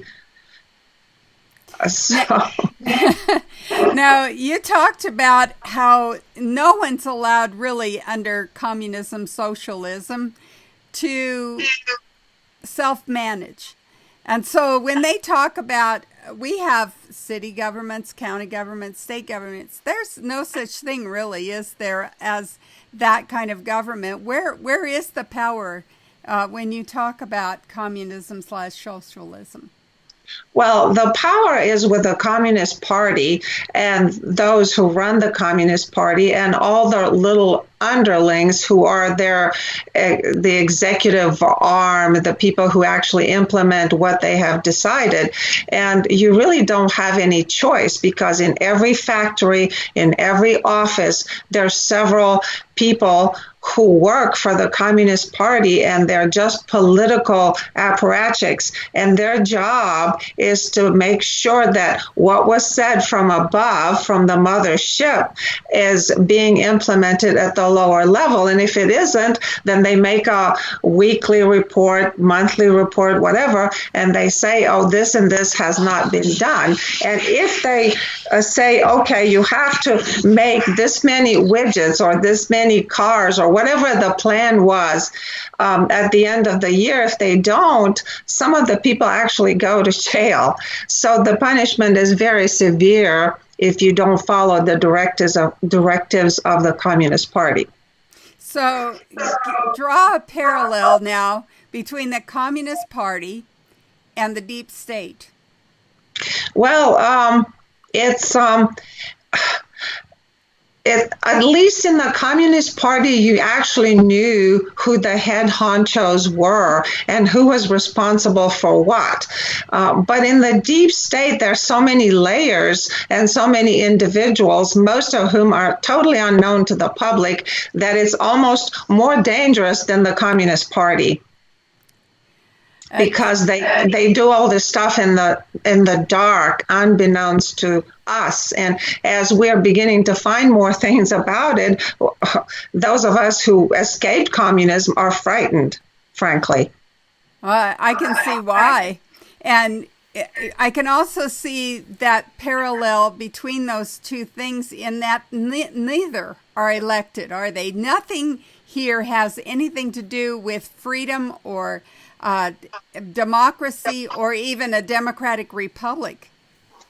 No, and in the Communist Party members, they had like their little groups, and they self-appointed or appointed their best friends and confidants. And once they've gotten enough power, then they groomed others who were under them and so forth. So you really had to be not just in the graces of the Communist Party in order to succeed, but you had to be accepted and appointed by them. And it's kind of like this with a deep state. You try to get one of those jobs that has so much responsibility, and if you don't have a certain bend, then you're never going to make it. You have to be part of the club. Oh, so right. Like the Democratic Party. They're frighteningly socialist / communist to me. They don't even hide it anymore. Right. So we do have a party, a communist party in the United States, and we're pretty much identifying it now through the politics. They are self-identifying, aren't they, Illeana? Yes, quite a few of them are, and they're proud of it. You mentioned the money as well, that if you confiscate all the wealth, then the money only lasts for about 7 days. So we know that these communist regimes are getting money from somewhere. Where does that money come from after they've confiscated all the wealth? Well, after they confiscated all the wealth, they got a lot of money from the former Soviet Union. I'm sure Cuba and Venezuela are still getting money from Russia, but they also may be getting it from governments that are inimical to the United States. So you never know where the money's coming from. But somehow some of it comes from the United States, yes. How grand. I can just see why you are so frightened and why you continue to write such great articles for us, because you've really seen the end result of these do-gooders, if you will, people like Uncle Jack that are so totally out to lunch or unaware or uninformed of what true communism and socialism will mean to their lives here in America. Well, he may be deliberately know that it isn't socialism and he's just being used or paid to misinform the open masses on Facebook in this instance. The open masses, the unwashed masses, those ones that were easily led during these other communist regime takeovers in other countries. Doctor, tell everyone on our listening audience how they can follow you, friend you, read your articles, just understand truly the things that you've been talking about here. I post on my blog, IleanaWrites.com, and I also published in various conservative publications in the U.S., one being the Epic Times, the Canada Free Press, and several others. I also, people can friend me on Facebook. I have an author page, Dr. Illeana Johnson Paugh, and they're welcome to follow me there. But the easiest one is the blog, Illeana Writes, which I keep current with all the articles that I write. And we at Conservative Commandos radio show are watching you at Dr. Illeana Writes. And we thank you so much for being our guest here on Conservative Commandos. Take care and God bless. Thank you, Sharron. God bless. Thank you, guys. Until next time. And we are coming to you from the Conservative Commandos radio network studios and around the world on the internet with TalkStream Live, iHeartRadio, Leading Edge Radio Network, and AM/FM 24/7. And as we've said, on the AUN television network. Now, Dr. Nasir, Shaikh, and I will be right back after these messages. Everybody wants cheap airfare, but where do you find it? You call low-cost airlines. Their prices are direct from the airlines, and they're so low you can't find these fares published anywhere. They specialize in cheap flights, discount hotel rooms, cheap car rental rates, and great package deals anywhere around the world. Wherever you want to go, they can help you get there cheaply and with a best price guarantee. If you want the lowest prices on your airline tickets or other travel services, call now. That's right, call. That's the only way to get these rates. Experts are standing by 24/7 to get you the cheapest airfare and hotel rates available. So don't wait. Call right now for the lowest travel prices anywhere and for great last-minute travel deals too. Call 888-431-0562. That's 888-431-0562. 888-431-0562. 888-431-0562. Friend, do you remember when it felt good to withdraw your cash from the bank to expand a business, go on vacation, or buy a new car? Well, today, withdrawing your own cash has become a very risky business, according to The Secret War, a shocking new research report. I just read it. And folks, I was amazed to learn why banks are now required to spy on us for the government and then report any suspicious or unusual behavior. I suggest you get The Secret War free. Just call the number on the screen, no charge, from the folks at Swiss America. And get this, did you know simply spending cash today may be enough to have you branded as a potential criminal? That's right. The new war on cash is really a war against all freedom-loving Americans.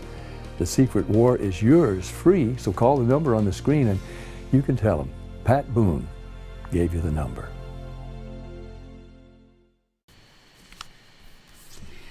Welcome back, listeners, to the Conservative Commandos Radio Network studios here with Sharron Engel and my co-host, Dr. Nasir Shaikh. And if you'd like to hear a rebroadcast of our show, please check out our website, ccrshow.com, ccrshow.com. Well, Nasir, we've had another great show of good guests. Would you tell our listeners how they can follow you and also thank our guests? Certainly, Sharron. Thank you so much. Well, they can certainly follow me at my Twitter account, which is at Nasir Shaikh Show. That's at Nasir Shaikh Show. Or on Facebook, which is The Nasir Shaikh Show or The Nasir Shaikh Show. I want to thank our first guest, who was Tyler O'Neill. He was a senior editor at PJ Media, and he was talking to us about his article, The 2019 Election Results. We also had George Parry, who's a contributor to the American Spectator, the Federalist, and the Philadelphia Inquirer. He was talking to us about two of his articles. One was his excellent DC adventure, and also about the Epstein autopsy. The plot thickens. And finally, we had a returning guest who is Dr. Illeana Paugh, and she is a conservative freelance writer. And her article was about the deliberate misconception of socialism. And folks, if you don't have a chance to, if there's ever a chance that you want to hear everything there is to know about what it is to live under a socialistic ruling class, you've got to read the articles by Dr. Illeana Paugh. They are truly, truly eye-opening. Well, and you can follow me at SharronAngle.com, SharronAngle.com. But for right now, we got to run, we got to go. Take care, God bless, and we'll see you tomorrow on TV and on radio.